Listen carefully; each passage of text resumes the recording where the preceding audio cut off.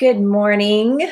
Good morning. Good Monday morning. It's Michelle, and welcome to the Space Between. Today, we're going to talk all about windows of perception, the perception of ourselves and others, and where we can get tripped up and stuck sometimes in our expectations and conditions of others, and where we can make some simple shifts to discover that space between where we are now and where we want to be. So thank you for joining in. And if you're here live with me, feel free to comment below. And if you're watching the replay or tuning in another format, let me know that as well. I always love hearing from you. I want to talk today about perceptions, perspectives, the ways that we can look at ourselves from a different viewpoint, with a different set of lenses, with a different filter, and understanding that as we go through life, we oftentimes are filtering our perceptions and perspectives of the world through our experiences, through what we've learned as a young child, through how our environment might have been, through what we've overcome, through what we feared, and how we felt about all of that along the way. And what's fascinating as you dive into a world of personal development or self-mastery, there is a beautiful layer of emotional mastery that occurs, emotional intelligence that allows us to be able to see those places, those windows of perception that we may have been living in, and the possibility and the limitless potential that's on the other side of opening up to an expanded awareness in that capacity. It is one of my most favorite things that I learned when I began going through information like this with my own coach, with my own coaching group, just for myself, my personal growth. And it's one I come back to over and over and over again, especially in teaching Mastering the Brain Game, where we learn how we're perceiving ourselves along the way, and how that is rippling out into our world. How is that rippling out into our environment, our home, our kids? Not from a place of feeling bad about not being enough or what we did wrong or guilt and shame. Those are different. Those are different layers that we can look at. Those are layers I help my clients through, one-on-one or in group format. But really from a place and perspective of, am I willing to look at someone else's experience and have it be okay that it's their experience, with an understanding that it doesn't have to be my experience and my experience doesn't have to be theirs. And in that space between, we can just find that common bond of being human, that we can celebrate the differences, that we can celebrate each other's experience and learn from that just a little bit more. I'm thinking today, this is February, a brand new month. It's my anniversary month with my husband. We're going on 29 years. It's amazing. And we have conversations a lot around how marriage is work. Marriage isn't an easy ride. Marriage isn't this one-way track, right? It's not going to all just go great just because you decided to be married. And the longer you're married, the more you learn to operate through a filter of the world together. So you have your personal filter, your spouse's personal filter or significant other, and then the filter you have together. And then you add in decades and layers and years and kids and experiences. And it's always a good thing to kind of check in. Check into where you are. Check into, are we in alignment? Check into, are these the values that we have for our relationship still moving forward? Are these the values we have individually? Are we in integrity with those? Are we off step, missing a beat somewhere?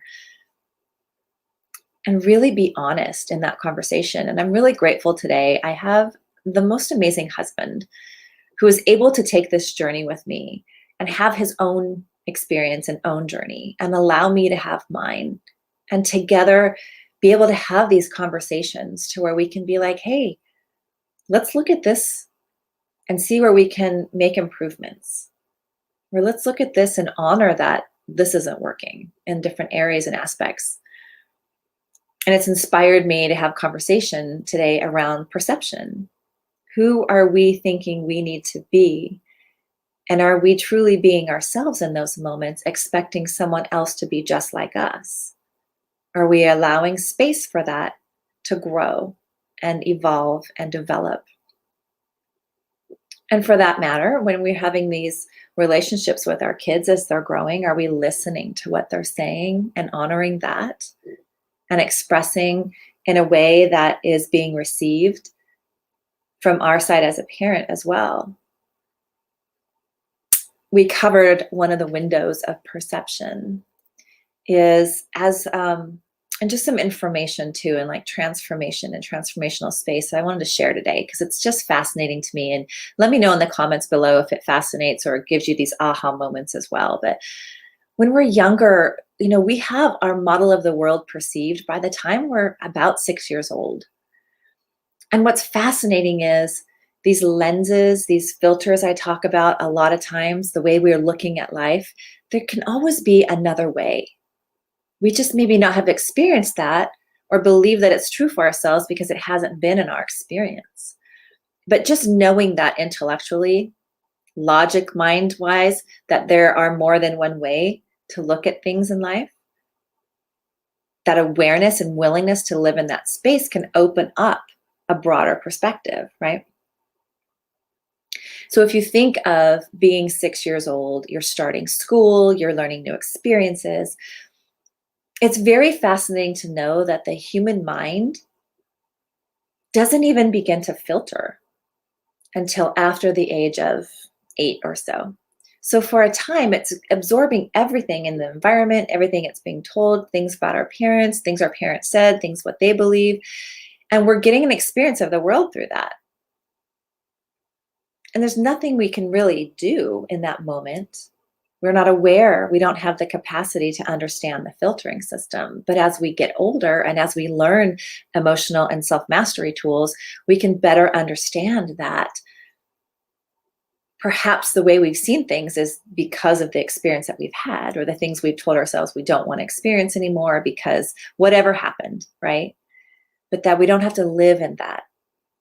And I'm saying this from experience because there was a part of me as a young child who was very angry that my mom got sick when I was really young, that I made it mean that my dreams couldn't happen because of her being sick and having to stay home and take care of her. And that's the power of where we can start to make meaning to things and then believe that, because that becomes the program operating over and over again.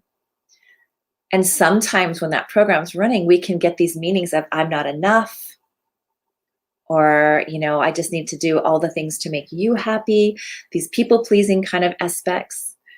And I'm looking back when reviewing this information and realizing, that's just what I did as a child. That's how I made things mean. And then my brain started looking for evidence to make that true.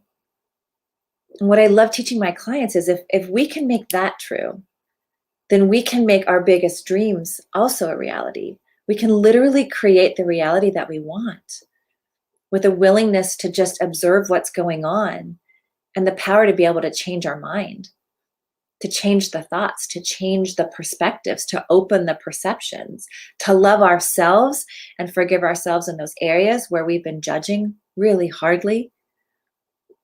I judged myself for over 40 years without a beat. Because if I could judge myself hard enough, anything you would say wouldn't hurt me because I'd already covered it. It was in the transition and transformation of coming into my own and really learning to love myself a little bit more that was revealed to me as a window.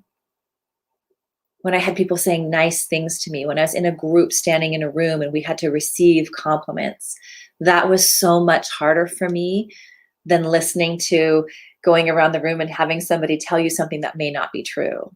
And just noticing who you're being in the moment. I will never forget that experience. It was wonderful and horrible all at one time, but it was truly transformational in the moment. And the people that I got to share that with, my core team, these core, beautiful coaches that exist in the world as well now. We went through that together.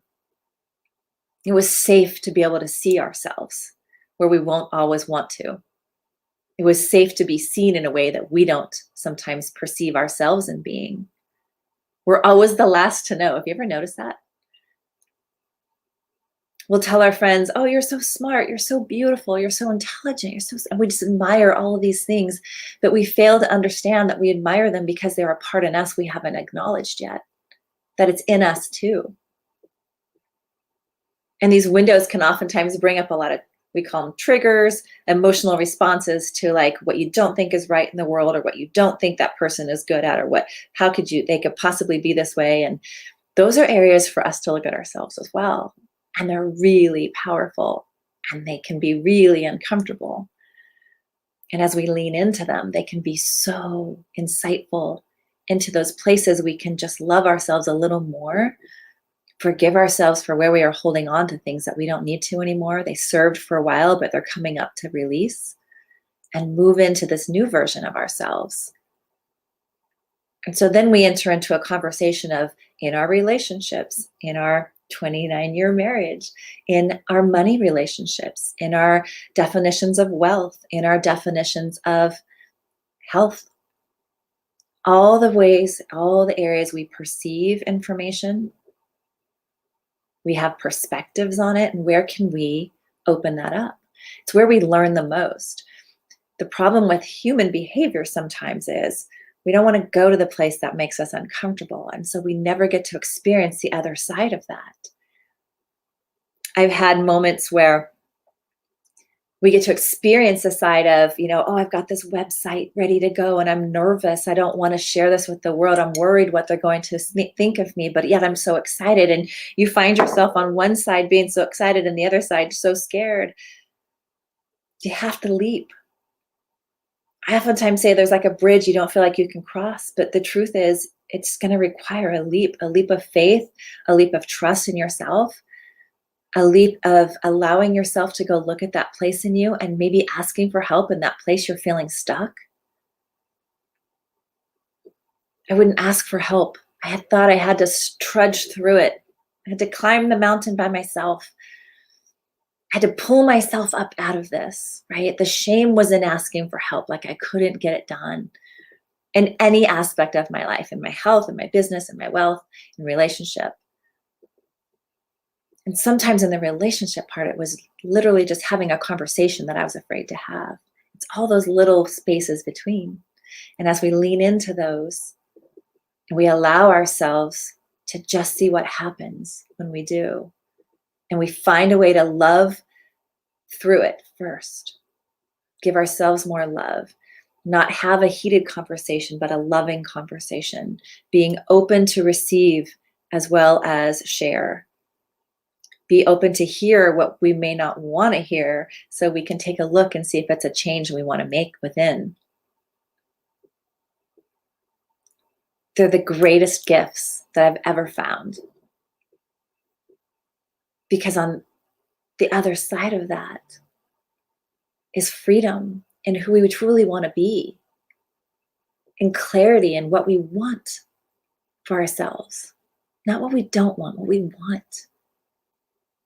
And from that place, we can begin to shift our vibration into a more loving space, a higher vibrational state. We're not swirling around in worry, anxiety, fear, depression.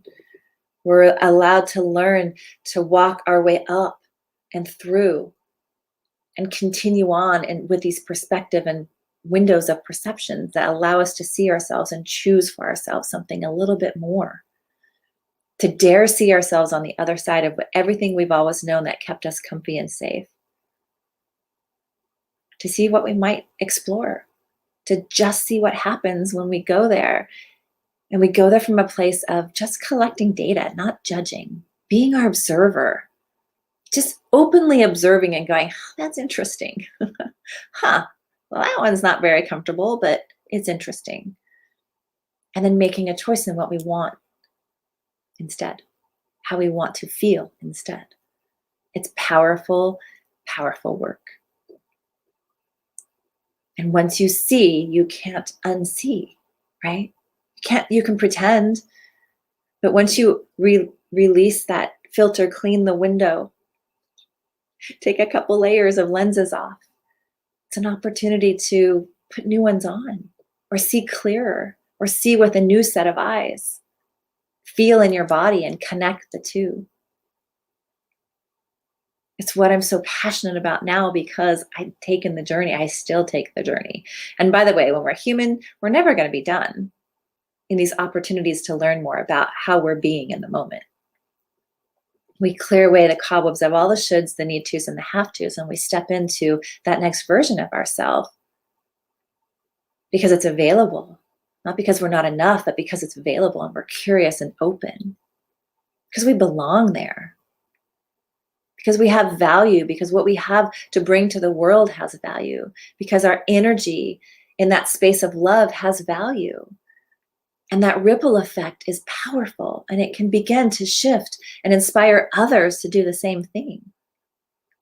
And it begins here in us. So I'd love to know your thoughts on this. Let me know if you have any questions on it, put them in your comments below. Listen to the Space Between podcast. We're now live on Spotify and a few other platforms. Tune in each week on Mondays to just see how you're feeling as you hear this information, and share with me some of the changes and shifts and decisions you've been able to make along the way, or where this has impacted you and you've understood the value of leaning in to discovering that space between who you have been or are being and where you want to go. And what will it take to get there? Because we'll always meet ourselves at that next level. So good. If you've been working for a while on your development and you're just looking for a space to share that with other women, other people who are understanding that their imperfection is their message, is their beauty instead of the detriment, then I invite you to reach out to me to learn more about Empowered Mastery membership. It's a beautiful community we're beginning where we come live with coaching calls once a week. We have opportunities to tune in and connect, and we work on these tools. We continue growing together. We begin looking at ourselves and having conversations in these windows of perceptions and perspectives to allow ourselves to understand, one, we're not alone, and two, that we have a beautiful community of support moving forward.